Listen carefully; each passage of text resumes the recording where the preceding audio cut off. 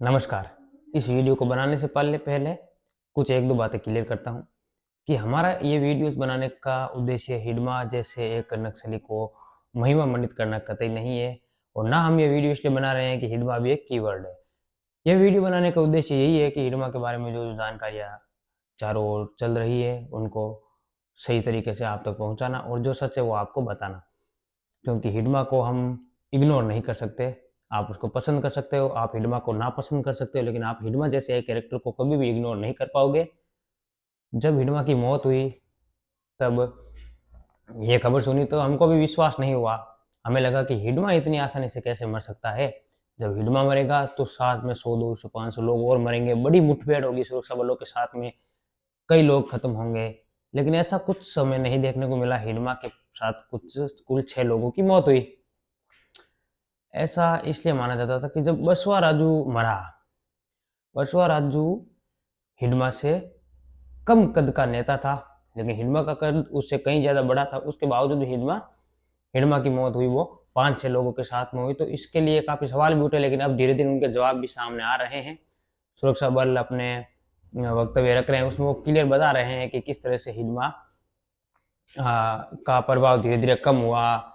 3 layer की security थी, लेकिन अब उसके पास इतना क्षेत्रफल नहीं था, इतना उसके पास एरिया नहीं था कि वो उस सुरक्षा लेयर को मैनेज कर पाए। इस तरह की बातें सामने आई। हिडमा जब मरा तो उसकी पत्नी राजे भी साथ में ही मरी। हिडमा का और राजे का जब निधन हुआ तो लोगों के अंदर एक क्यूरियोसिटी उत्पन्न हुई कि हिडमा और राजे की लव स्टोरी क्या थी, वो कैसे मिले। तो ऐसी जानकारी सामने आई निकल करके कि जब हिडमा 15-16 साल की उम्र में चौथी पांचवी पास था, तब उसने नक्सल से प्रभावित होकर नक्सलियों को ज्वाइन किया। ज्वाइन करने के बाद में हिडमा ने काफी वहां पर अच्छे तरीके से संगठनात्मक तरीके से काम किया। हिडमा के पास कुछ गुण थे, वो संगठन को अच्छे से चला सकता था, वो थोड़ा कठोर हृदय टाइप व्यक्ति था। वहां पर उसने अपने ही बटालियन के अंदर एक बार कोई एक जॉइंट ऑपरेशन टाइप था, तब उसने किसी अन्य बटालियन में राजे को देखा।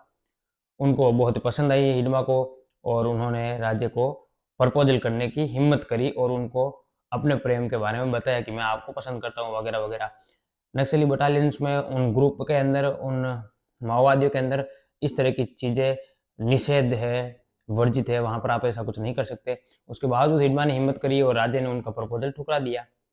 इस तरह काफ़ी समय तक हिडमा ने कोशिश जारी रखी अपनी और एक समय आया तब राजे ने उनको हाँ बोल दिया, लेकिन राजे ने कुछ शर्तें रखी कि हम बच्चे पैदा नहीं करेंगे। और उसके बाद में ऐसा सूचना आती है कि उन्होंने अपनी नसबंदी करवा ली थी, उन्होंने बच्चे पैदा नहीं किए थे और उनकी वहीं पर सामान्य से रीति रिवाजों के साथ में वहां पर उनका विवाह संपन्न हुआ, उनके वहां संगठन के अंदर ही।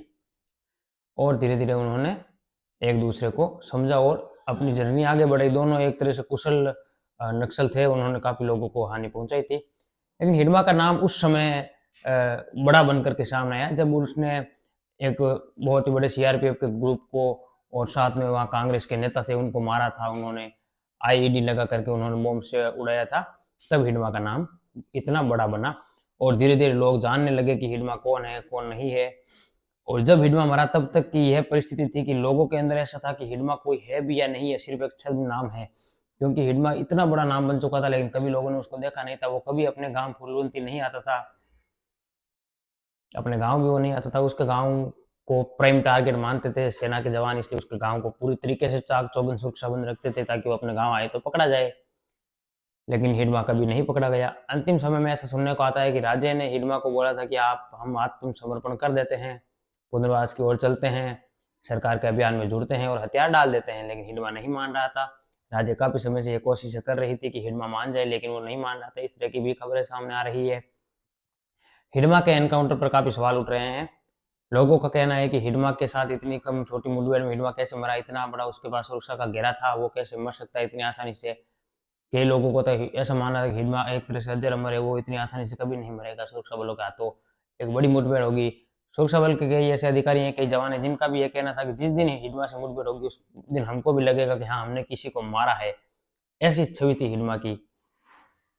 हिडमा की छवि जो थी वो वास्तविकता मैं आपको बता रहा हूँ, कोई यहाँ महिमा मंडित नहीं कर रहा हूँ। हिडमा की छवि थी कि वो 3 लेयर सिक्योरिटी में चलता है, उसकी अलग शाख है, उस तक इतनी आसानी से नहीं पहुंचा जा सकता है। उसका बहुत ही बड़ा नाम था माओवाद नेताओं के अंदर, माओवाद लीडर्स के अंदर, उसका एक बड़ा माओवादी के रूप में उसको जाना जाता था। और हिडमा से प्रभावित होकर कई लोगों ने माओवाद का रास्ता अपनाया, नक्सल का रास्ता अपनाया भी था।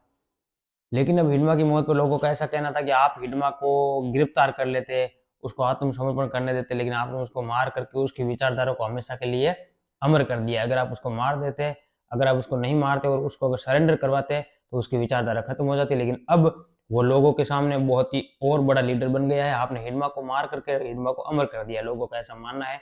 और यह प्रभाव कहीं ना कहीं देखने को भी मिलता है कि किस तरह से सोशल मीडिया पर हिडमा के बारे में पॉजिटिव वाइब है। लोगों का कहना है कि हिडमा तो चला गया, अब बस्तर के जंगलों को बचाएगा कौन। ये नहीं पता कि हिडमा ने कितना बस्तर के जंगलों को बचाया, या फिर हिडमा जंगलों को बचाने में कामयाब रहा, या उसने कभी जंगल जमीन की लड़ाई लड़ी भी या नहीं लड़ी, ये समझ में नहीं आ रहा है। यह अलग विषय है, लेकिन लोगों का ऐसा कहना है कि हिडमा जंगल को बचाने के लिए लड़ रहा था। हिडमा के बाद में अब हमारे जंगलों को कौन बचाएगा, इस तरह की बातें भी सामने आ रही है। इसलिए हिडमा के गांव फूलवंती वाले लोगों का भी यही कहना था कि आपने हिडमा को आत्मसमर्पण कर देना था, आपने उसको गिरफ्तार कर देना चाहिए था, लेकिन आपने उसको एनकाउंटर करके उसको आपने उसकी विचारधारा को अमर कर दिया है। सरकार का भी यही कहना है कि हमने काफी कोशिश की, हमने बहुत बार बोला, लेकिन हिडमा ने हथियार त्यागने का ऐसा कोई भी अपना मूड उसने नहीं व्यक्त किया था, इसलिए उसको मारना ही पड़ा। सरकार का मिशन है कि मार्च 2026 से पहले पहले हम नक्सलवाद को पूरी तरीके से खत्म कर देंगे। देखते हैं ये मिशन किस ओर जाता है, किस तरीके से ये पूर्ण होता है। लेकिन होम मिनिस्टर अमित शाह का ये मिशन अभी बहुत ही ज़्यादा दृढ़ निश्चय के साथ उन्होंने लिया है, और वो लगे हुए हैं, पूरी टेक्नोलॉजी लगा दी है, ड्रोन से निगरानी रखना, उनके पूरे एरिया को रेड जो कॉर्नर है, जो रेड एरिया है, उसको उन्होंने पूरी तरीके से निरीक्षण करके अब वो सुरक्षा बलों के साथ में डील कर रहे हैं। और अगर हिडमा की बात करें तो उसका जो दबदबा था वो इसी बात से हम पता लगा सकते हैं कि जब हिडमा खत्म हुआ तब भी लोगों के अंदर इतना ज़्यादा क्रेज था, लोग उससे उसके दाह संस्कार में शामिल होने के लिए बहुत ही दूर दूर से आए थे। हिडमा के गांव के अंदर कुछ लोगों का कहना था कि हिडमा ने पैसों के लिए नक्सलवाद का रास्ता अपनाया, लेकिन यह हमें कहीं ना कहीं गलत लगता है, क्योंकि हिडमा ने शायद कभी पैसे को अपना लक्ष्य रखा ही नहीं था। क्योंकि हिडमा का गांव जो था, वहां पर उसका जो घर था वो बहुत ही पुराना था, उसकी माँ थी वो बहुत ही गरीब अवस्था में रह रही थी। हिडमा ने खुद ने अपना जीवन जंगलों में यापन किया, तो ऐसा कोई टारगेट, ऐसा कोई अभी तक हमको ऐसा कुछ भी नहीं देखने को मिला है कि उसने पैसों के लिए ये कुछ किया होगा। लेकिन ये जो उसका रास्ता था ये पूरी तरीके से गलत था। हिडमा और राजे दोनों खत्म हुए, उनकी विचारधारा अब खत्म हुई, लेकिन कहीं ना कहीं नक्सल अब अंत की ओर है। सरकारें, सुरक्षा बल लगे हुए हैं नक्सलवाद के खिलाफ, और हिडमा जैसे लोग जिन्होंने कई लोगों को मारा, तो उसके कैरेक्टर को ग्लोरीफाई करना एकदम अनुचित है। लोग हिडमा के कैरेक्टर को बड़ा बता करके, प्रभावशाली बता करके पेश कर रहे हैं, अपने स्टोरी, अपने स्टेटस लगा रहे हैं, लोग हिडमा की मौत पर दुखी हो रहे हैं, लेकिन उन लोगों ने कभी भी उन शहीद जवानों के लिए अपना दुख शायद प्रकट नहीं किया। अगर वो करते तो आज वो हिडमा के लिए अपना दुख प्रकट नहीं कर रहे होते। ये अलग अलग विषय है। आज की बात थी वो हिडमा के लिए थी।